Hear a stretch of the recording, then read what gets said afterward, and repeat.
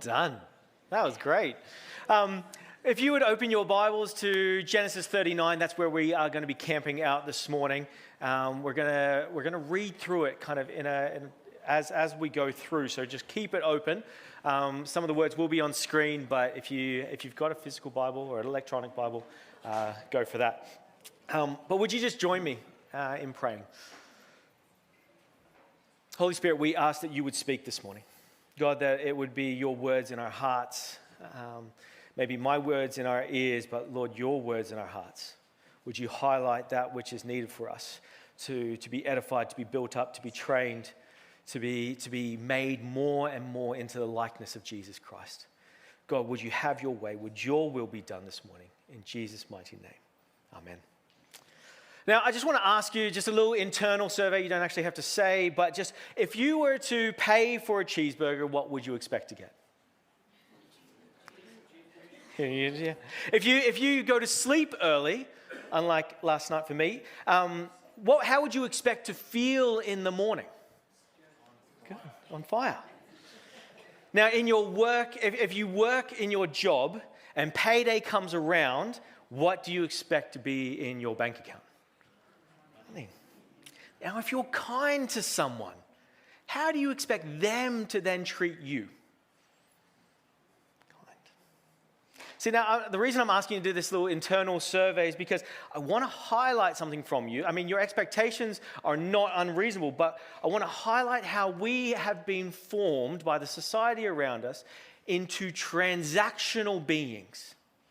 Where if I pay for a cheeseburger, I expect a cheeseburger, maybe a little bit extra if they're kind.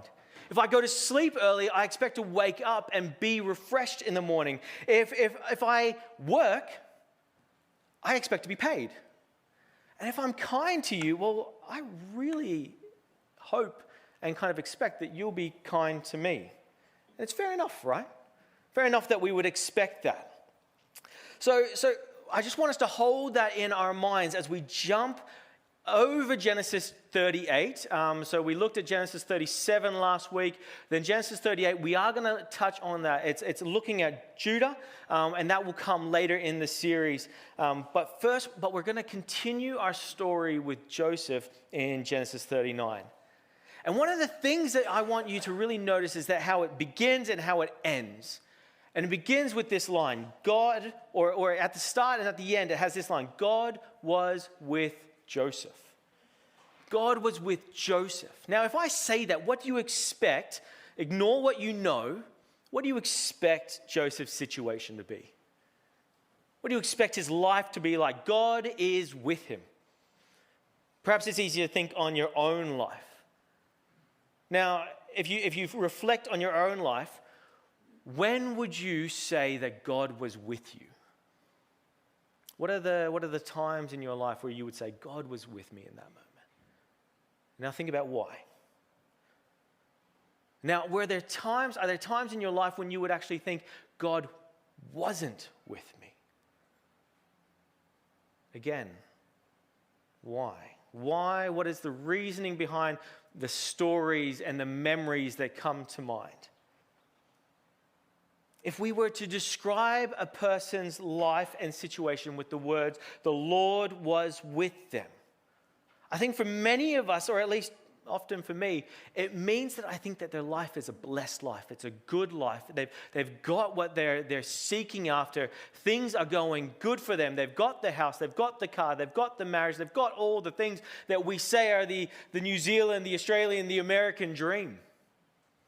Because God is with them, right?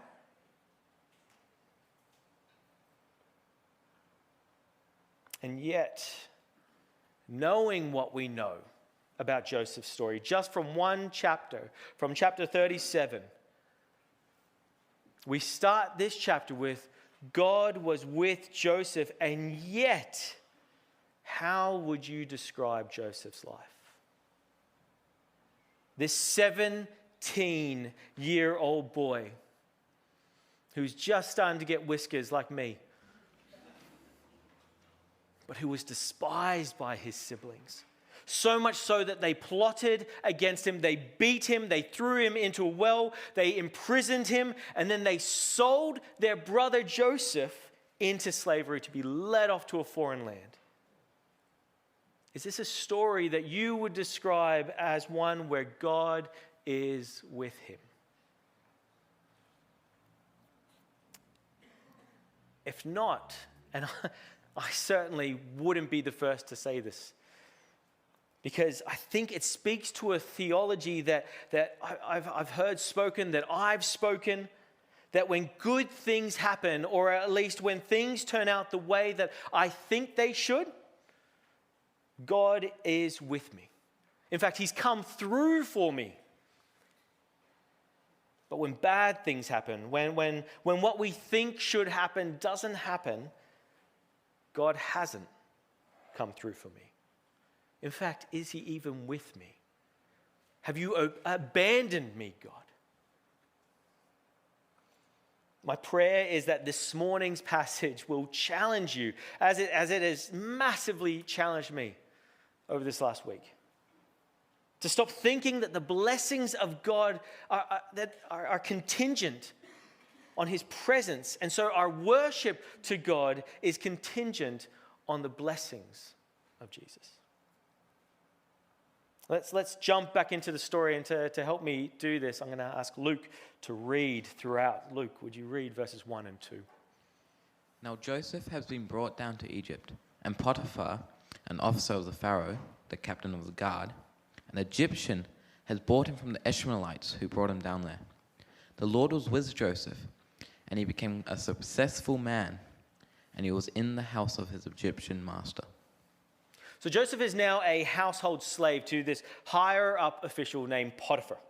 And we read immediately in verse 2 these words, that the Lord was with Joseph so that he prospered. Now some of you will have an understanding of the health, wealth, and prosperity doctrine. Yeah. It doesn't line up with the story of Joseph. I can tell you that. It tells us he prospered. And so immediately, if you're coming at this new and fresh, if you've never read this personally, I would think, okay, so he was set free. He was given wealth. The wrongs were righted. Justice was sorted, and he sails off into the sunset. But that's not what happens. No, Joseph remained a slave. Joseph was not given justice. And yet we read that the Lord was with Joseph. Does the story of Joseph challenge your concept of what it means for God to be with you in life? I don't know what's going on in your life now. I know what's going on in a few of your lives. And I know that in these difficult, trying, hard times, it can feel like the furthest thing from the truth is that God is with you in this moment. Luke, would you read on in verse 3? His master saw that the Lord was with him, and that the Lord caused all that he did to succeed in his hand. So Joseph found favor in his sight, and he attended him. And he made him overseer of the house and put him in charge of all that he had. From the time that he became his overseer in his house and all of that he had, the Lord blessed the Egyptian house for Joseph's sake. The blessing of the Lord was in all that he had, in his house and field.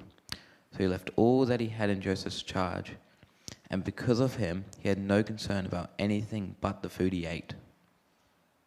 So we read on that despite the situation, the Lord was with Joseph. I'm going to keep repeating that little sentence. And he blesses him and everything he did. And so the Lord blessed the household of Potiphar. Now, a question that has bounced around in my mind this week is, how did Potiphar notice that God was with Joseph? I mean, if you're a follower of Jesus today, you're at work, you're doing a good job. I don't know about you, but when I get it a bit more now that I'm a pastor. But when I was a nurse, people didn't come up and be like, Matt, you're doing good. The Lord is with you. I mean, but it doesn't happen like that. Or would it? unless we're open about our faith and about God and about the reason we do the things that we do.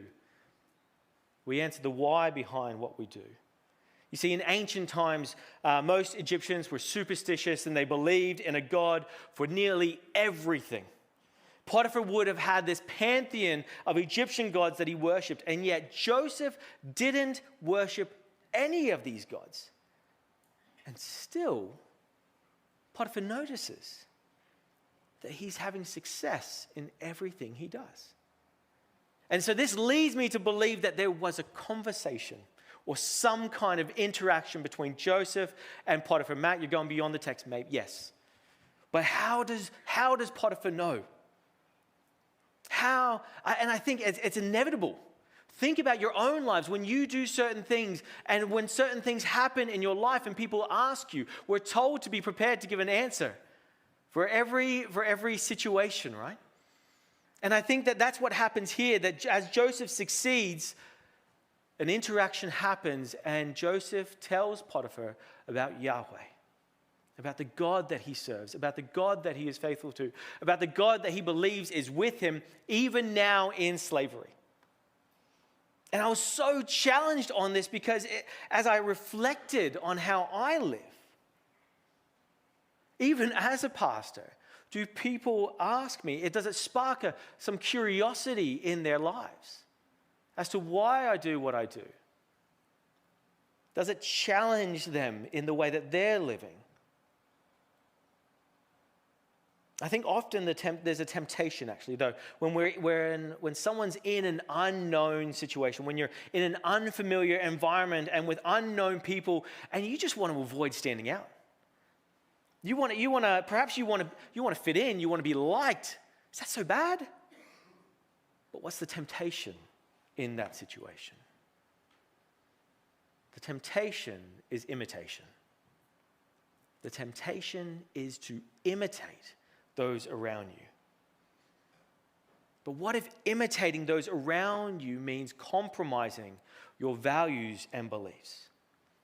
See, as I grew up, I grew up for those that don't know me, I grew up in a Christian family. My parents were missionaries in Indonesia. They had taught me, they had taken me to church. I knew of God. I claimed to follow Jesus. And yet, when I was in my teens, I found myself in a group, in a position, in a new context with new friends. And I was presented with decisions.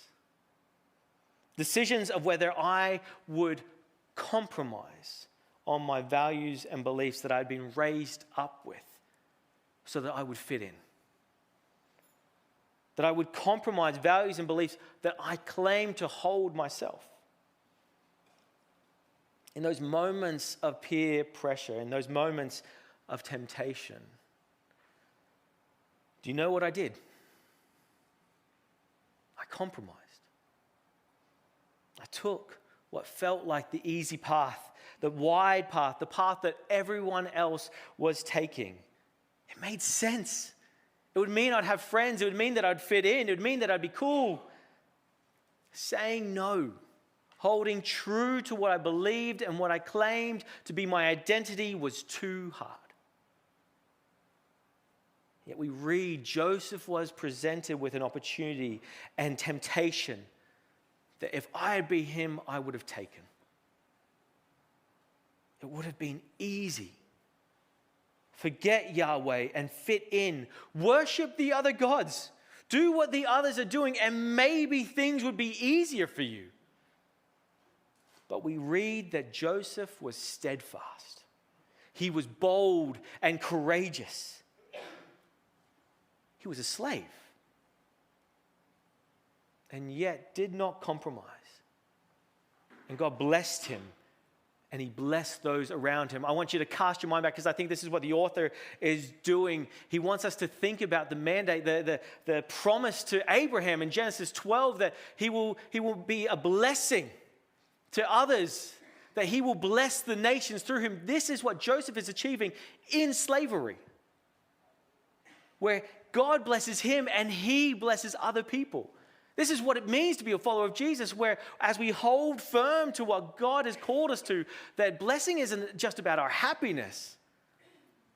In fact, sometimes our happiness may actually be put to the side so that we might bless other people.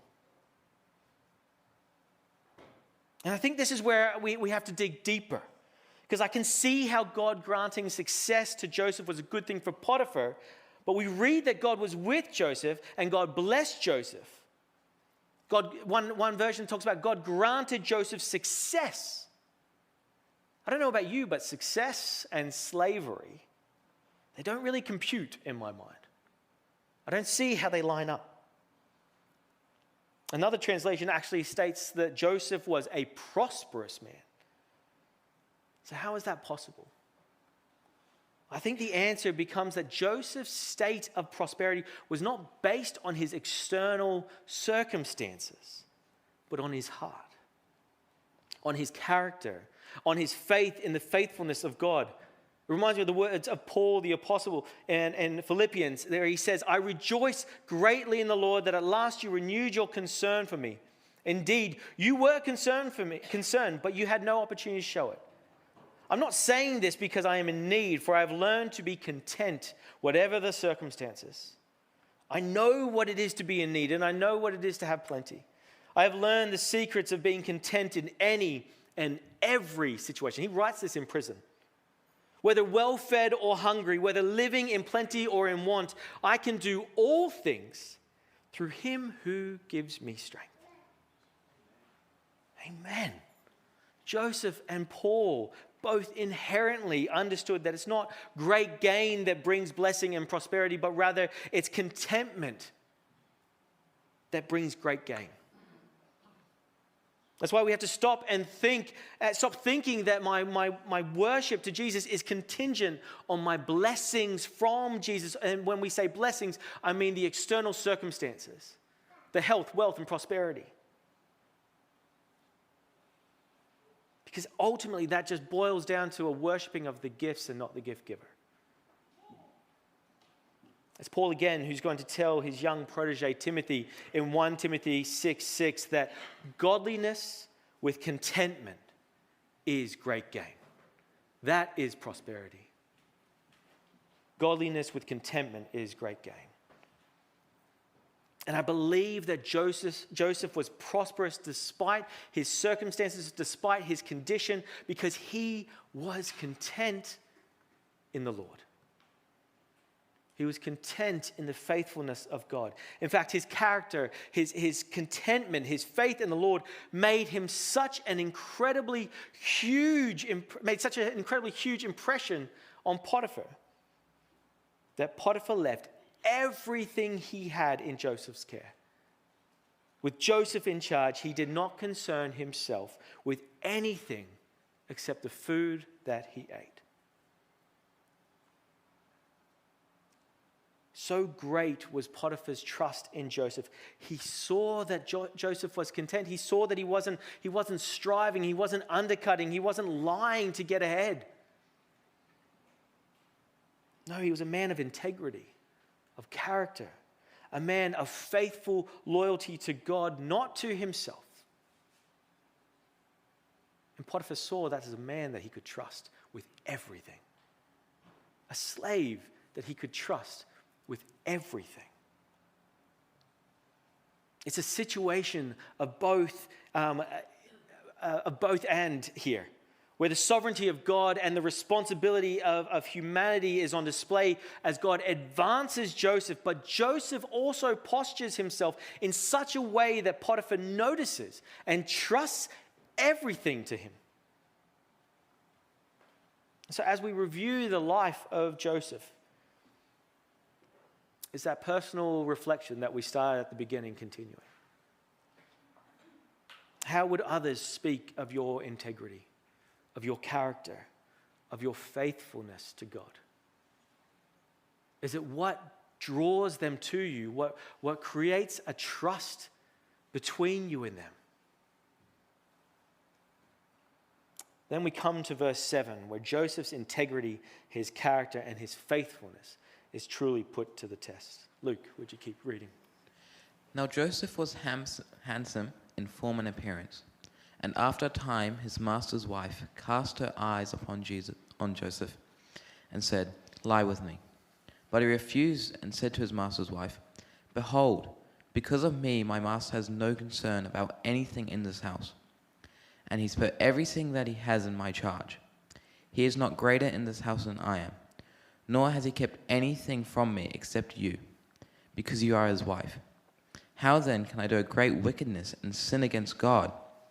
And as she spoke to Joseph day after day, he would not listen to her, to lie beside her, or to be with her. So at this point, I think it's important to realize just how long Joseph has been in the household of Potiphar. So Joseph was 17 years old when he was sold into slavery. We learned that last week in chapter 37. And he's going to be 30 years old when Pharaoh promotes him, which we'll see in 41. We'll also see in chapter 41 in the next couple of weeks that Joseph spends 2 years in prison. So it makes the total time that Joseph was in the household of Potiphar around 11 years. Over a decade. Now, we don't know when Potiphar's wife showed an interest in Joseph, when that began, but we read that day after day after day, she pursued him. It's kind of like those social experiments where they get a kid in a room. There we are. And they put a marshmallow in front of them. And I watched a couple of these videos. No wonder my sermon took so long. YouTube, black hole. Anyway, but where they say, I'm going to leave this here. Now, if you can leave it, and when I come back, if it's still there, I'll give you an extra one. Now, the results found that 2 out of 3 kids couldn't leave it. They ate it. One little girl I watched, she just kind of nibbled it.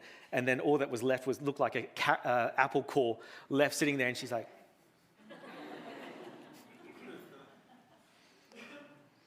but they couldn't wait until the parent returned, until the adult returned, where they would have got more.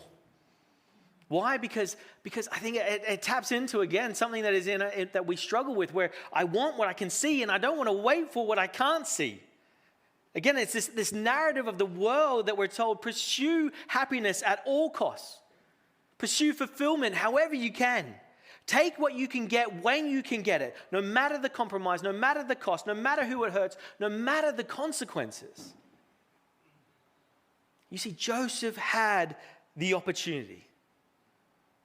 Potiphar trusted him with everything. And we read that Potiphar's wife emptied the household. There was no one there. This could have been their dirty little secret.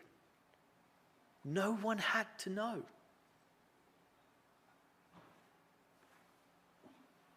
Do you see there's a bit of a, I just want to tap into a progression, another little kind of hyperlink with Genesis. Because I think this is what the author wants us to do. Again, looking at the words, the progression of the words in verse 7, where Potiphar's wife, she saw that Joseph was desirable to the eye. She saw him, she liked him. The NASB writes, she had her eyes on Joseph. She saw that he was pleasing to the eye, and she sought to take him, to have him. Is this ringing any bells as you think about Genesis? Genesis 3:6, when the woman saw that the fruit of the tree was good for food and pleasing to the eye, and also desirable for gaining wisdom, she took some, ate it, and then gave some to her husband who was with her, and he ate it. I think what we're meant to see here is this temptation, harking back to Genesis 3, and the question is meant to come up in our minds is Joseph going to respond to Potiphar's wife like Adam did to Eve? Or will he deny himself and follow God? Well, we know. Joseph fulfills the mandate originally given to Adam and Eve to rule as God's anointed people by trusting in and following the wisdom of God, by remaining faithful to God. Unlike Adam and Eve, who were surrounded by everything they could possibly want, we read that every fruit was in the garden. And yet doubted. They doubted the goodness of God, the wisdom of God, the love of God, and so sought to be independent from God. They compromised. But Joseph, again, a slave, betrayed by his brothers, exiled from his home, subservient to a master over his very own life. Yet the Lord was with Joseph. And Joseph was with God. In other words, they were faithful to one another. Joseph, a man who arguably had every reason to give into temptation and forsake God, holds firm to God. In fact, this is his main reason for denying Potiphar's wife, that it would be a sin against God. Now, I just want to kind of sit here for a second, because I think this is the thing about temptation. Satan wants us to believe that the temptation that you are facing is unique. He wants us to think that no one else like you is going through what you are going through. So surely you can just have a little bit here, just a little bit there. I mean, what's the harm? No one will know. In fact, tell you what, you deserve it. You've worked so hard, you've been so faithful, you've been so good. This is the transaction. This is what you deserve. And then when we fall into this trap, when we justify whatever we're about to do, even though we know this isn't following God, it all falls apart. Joseph had a choice. Not once, but we read day after day. Day after day, Joseph resists temptation. Now again, we need to remember that in all of this, the Lord was with Joseph, even in the temptation. But still, Joseph had a responsibility. He still had to choose whether he would be faithful to God or not. Now, some of you are probably listening to me and thinking, but Matt, the temptation feels so unbearable at times. There's no way that I can escape it. But the truth is, with every temptation, and not some, but with every temptation, God provides a way of escape. Not a metaphorical escape, a literal escape. Luke, would you read verse 11 and 12? But one day, when he went into the house to do his work, and none of the men of the house was in there, she caught him by his garment, saying, "Lie with me." But he left his garment in her hand and fled and got out of the house. Now, this is the reality of temptation. We all, like Joseph, when faced with temptation, have the option to succumb or to run. To give in or to run as fast as you can. And Joseph ran. He didn't stop to let his eyes linger. He didn't stop to consider the pros and cons. He didn't stop to test his willpower. He realizes what's before him. He realizes it's greater than him, and he gets out of there. 2 Timothy 2:22 says, "Flee the evil desires of youth and pursue righteousness, faith, love, and peace, along with those who call on the Lord out of a pure heart."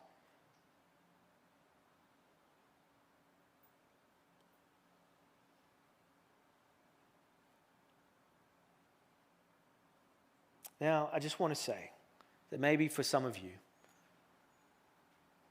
you're thinking proudly, I'm not pursuing sin.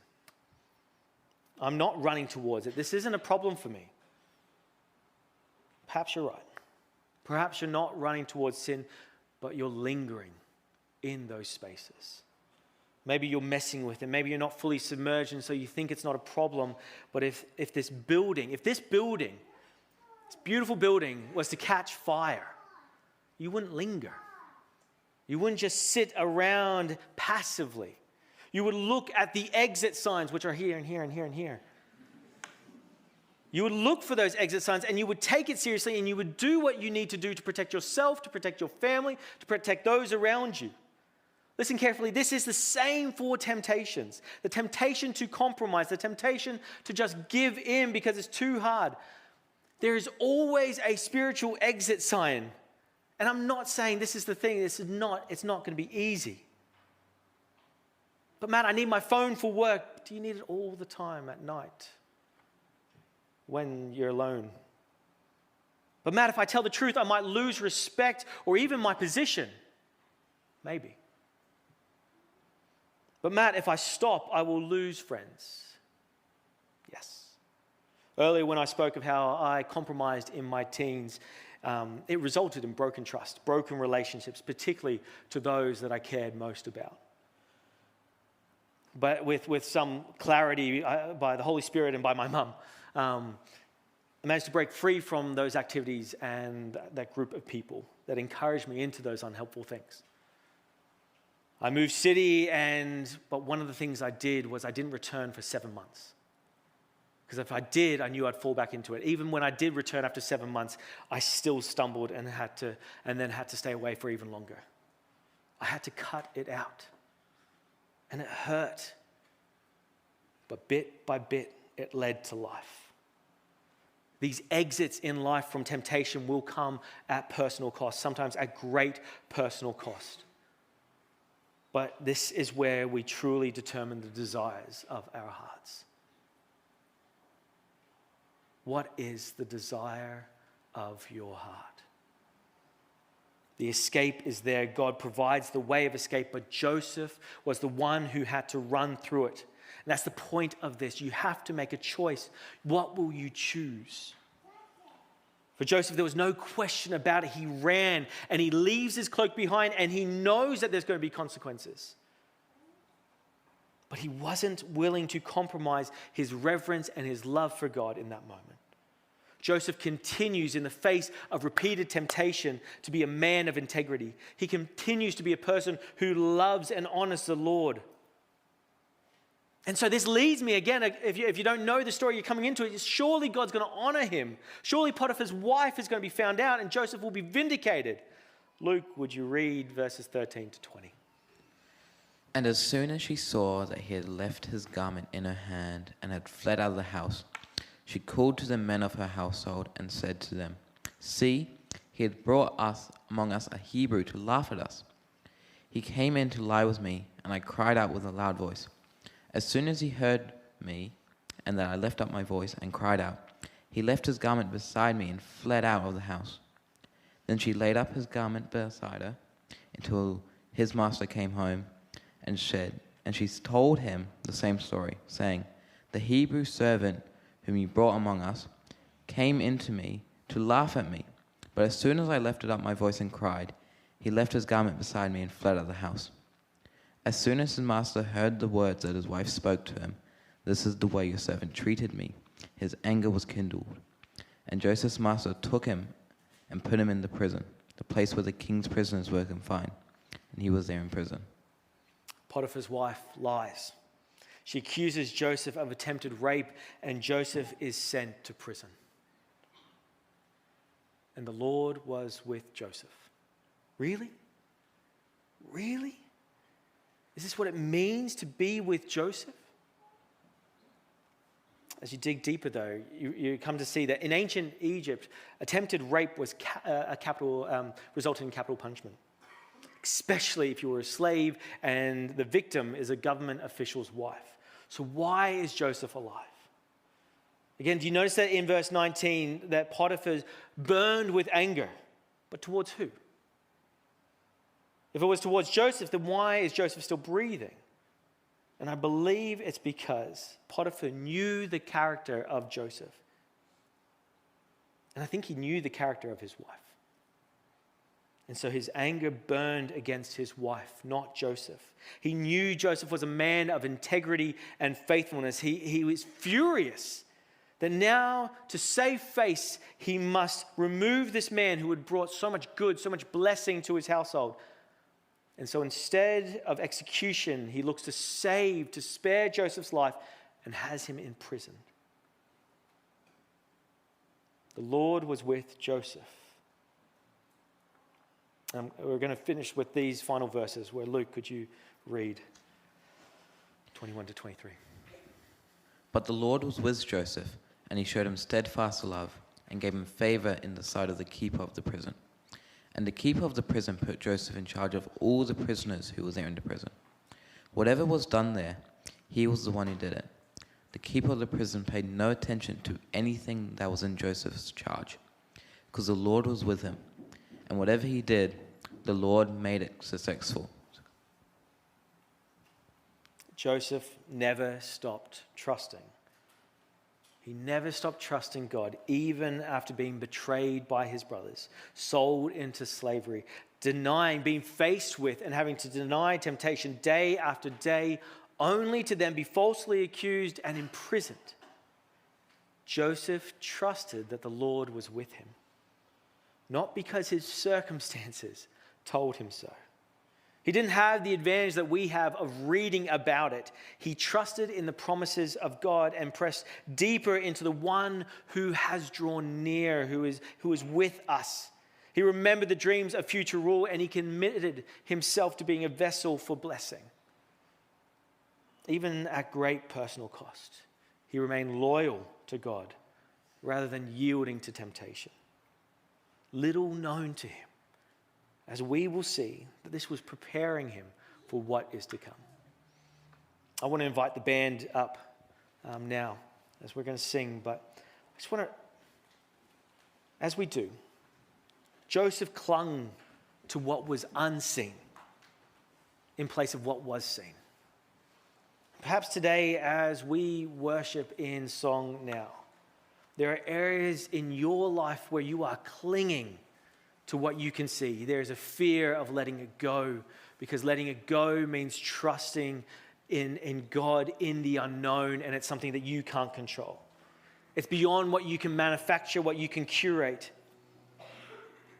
And perhaps this clinging to what is seen has driven you to compromise your values, your beliefs, your integrity, your faithfulness to God. Perhaps there is a temptation in your life that you're aware of that actually you need to find that exit. You know the exit. You need to run through it. And so as we sing, again, one of the things we want to do is open up space for prayer. Open up space for us to intercede on behalf of one another, but also for you to turn to the people next to you and to ask for prayer, or for you to come forward and to be prayed for. But I just want to encourage you that today, don't leave without prayer. Don't leave without having experienced a moment where you come before God, a God who sees you, who knows you, who loves you, and is with you. Let's spend some time now where we can pray.